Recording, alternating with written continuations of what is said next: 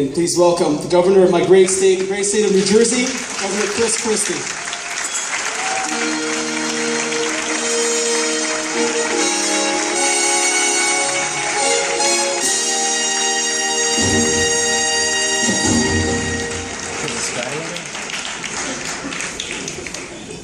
No chance it's going to be New Jersey.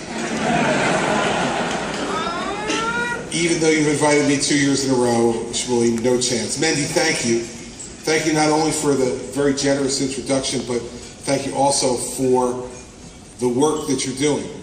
One of the things that can give us confidence as a country is to look at the next generation and see if there are things that they're willing to stand up and fight for.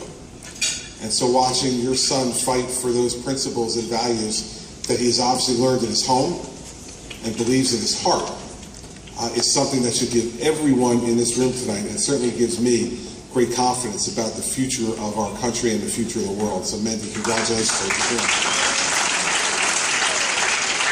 As I've sat here tonight, I've heard any number of folks sound downcast. Folks who look at the inordinate challenges that face our country and the world and feel a sense of hopelessness, feel a sense of betrayal. And with that comes, if not a loss, a diminution of hope. And what I see when I look at this room tonight is, once again, the beginnings of what always averts tragedy, and that is strength. We can hope for compassion. We can hope and work for understanding. We should hope and work for love. But before any of those things can be possible, we must meet tragedy with strength. We must meet evil with strength. We must meet those who believe that the world should be their dark place with strength. All throughout history, not just the history of this country, but all throughout the history of the world, it has been clear, direct, honest, unadulterated strength, which those who are evil respond to. And so we look at the world that faces us today. And I think for most of us in this room, it is almost unbelievable that we find ourselves as the American people in the situation that we're in. You will all remember, as I do, 7 years ago, a United States Senator running for president who tried to sell, and successfully did sell to the American people, the idea that America was the cause of violence in the world. That if America pulled back from Iraq, that if America pulled back from Afghanistan, that if America traveled the world and gave nice speeches and professed love to everyone, that America would be loved and that the world would be a more peaceful place. Hope and change. Strength must come first. And this president has shown now what the lack of American leadership and American strength can do to the world. A president who now sees a Middle East on fire, Libya on fire, Egypt under martial law, and a runaway situation in more countries than we can count on two hands. And what he needs is to be strong, to stand up and to say to those who cause this violence in the world that America will not stand for it. Instead, He draws red lines in Syria. And then when Assad uses chemical weapons on his people, he says, never mind, and allows other bad actors in the world to fill that vacuum. It seems at times that this president is unwilling to stand up to anyone in the world other than Prime Minister Netanyahu, who actually happens to be our friend. No other leader in the world is this president willing to stand up to and speak against. Ironic now that as the world comes apart, the president only has to resolve to stand up to our friends and not to stand up to evil. What would showing strength and standing up to evil look like? First, it would be this. As long as Iran believes that Israel does not have the right to exist and that America should die as well, they are not a part of the civilized world and should not be a part of any negotiations where civilized nations participate.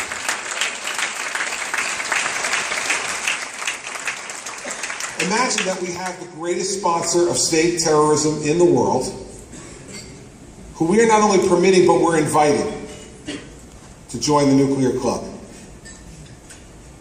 Imagine that we have an American president who is trying to convince us, and remember, as he tried to convince us 7 years ago, that somehow Iran will change.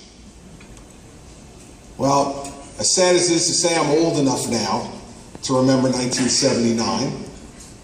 I'm old enough to remember this Iranian regime taking American hostages and holding them for 444 days. They have been saying death to America since that day. And they have not stopped. Not once.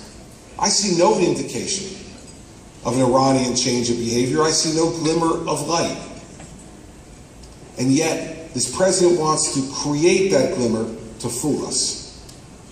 To fool us and to fool the world. It's not there. The glimmer of light is not there, and the president is, as he did 7 years ago, fooling us again. So what should we do? We should make it very clear. I saw a political cartoon in the New York Post about 6 weeks ago. It had our president sitting across the table from the Ayatollah. The Ayatollah was screaming, "Death to America." And the president said in response, "If that's a deal breaker for you, let's talk about it." Funny if it wasn't true. Funny if it wasn't true. How can we sit and negotiate the future of the Iranians' weaponry without Israel and their neighbors at the table to negotiate those things as well, the people who will be most directly affected? How can we permit this type of thing to go on? It's because, quite frankly, evil is not being met with strength. The simple way to handle this, in the most direct way, is to say to the Iranians, we won't talk to you until you acknowledge and affirm Israel's right to exist. We won't talk to you until you stop exporting terrorism and paying for the rockets that are being shot all across the Middle East. We will not talk to you until you join the civilized group of nations. And that's not just by talk, everybody, that's by action. If the American president demanded that, the American president would get the respect of the world again, not where we stand right now.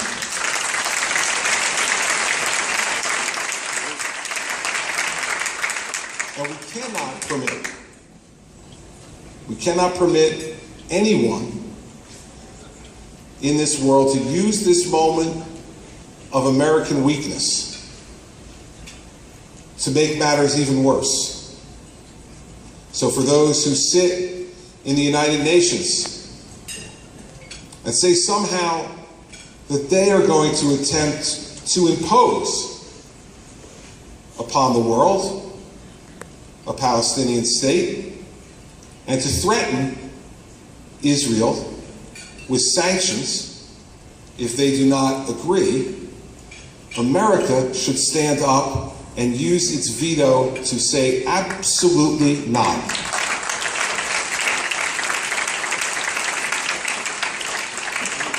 Peace must be earned. Being welcomed into the world of civilized nations must be earned by conduct, not by just being willing to wait around long enough until you tire us out.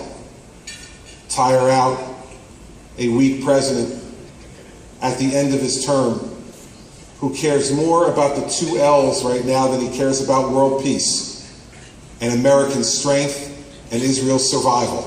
This is a president who cares more about legacy and library than he cares about making sure that the world is a safe and secure place for our people.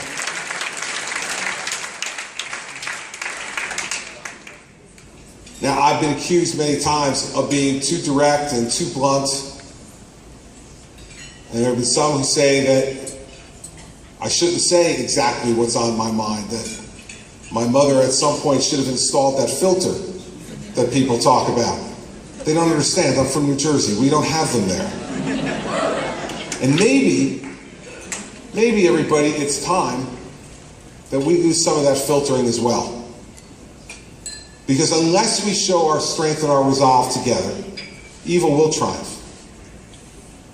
Unless we say to ourselves that we are willing to take risk that goes along with expressing our views in a way that is unfiltered,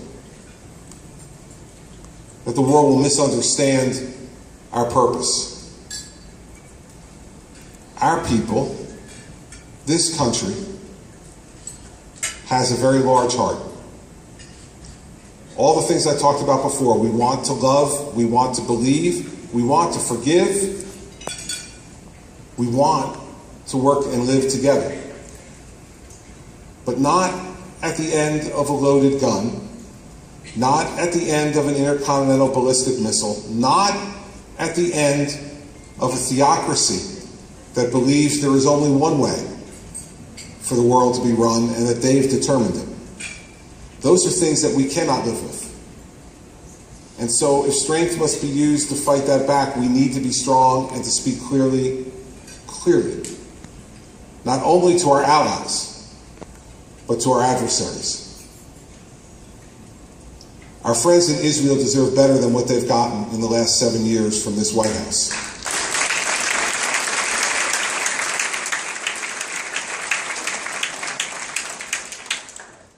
But it will only change if we decide to stop making excuses, stop rationalizing, stop waiting for a better day to come and start to force it to come. It's not easy. It's never easy. But it is unacceptable, absolutely unacceptable, to leave the world in the place where it is today and believe that we still, as this country, can be considered the leaders of free men and women everywhere. If we cannot stand up to what is so obvious in front of us, then we are willingly ceding leadership of the world. And when that vacuum is created, it will not be filled by anything other than bad people who want to conquer and dominate. And so it is a crossroads time. Not a time for sorrow, a time for strength. Not a time for pity, a time for resolve. Not a time for nuance, but a time for directness. I know the people in this room understand that. And I'll end by telling you this. I saw a Lutheran minister one time who explained this concept to me that someone might use in a way that's derisive tonight. This minister explained the idea of preaching to the choir, because some tonight would say to me, in this audience, in front of a group that champions Jewish values, that asking for strength and resolve is preaching to the choir. And you know, the idea of preaching to the choir has been given a bad name, that it's a waste of time to preach to the choir. And then I heard this Lutheran minister one time explain what preaching to the choir is all about. He said, I preach to the choir. I preach to the choir every Sunday. I plead guilty to preaching to the choir. I preach to the choir so they'll sing. So it's never a waste of time to preach to the choir. I understood that for the first time after I heard him explain it. I'm preaching to the choir tonight, but I'm preaching to the choir so that you'll sing. So that you'll sing to your friends and your neighbors, so that you'll sing to your co-workers and to your family, so that you'll sing to those who agree with you, and most importantly, to those who don't yet understand. It is the choir that inspires. And it is the obligation, in my view, with all respect, of everyone in this room, to not just take your membership in the choir as something that you've earned through past conduct. It's something you need to earn every day. And we need to stand up together, to stand up to tyranny and to evil in this world, and to force our country to once again lead the free world in a way that will inspire others to acts of courage and freedom as well. Thank you all very much.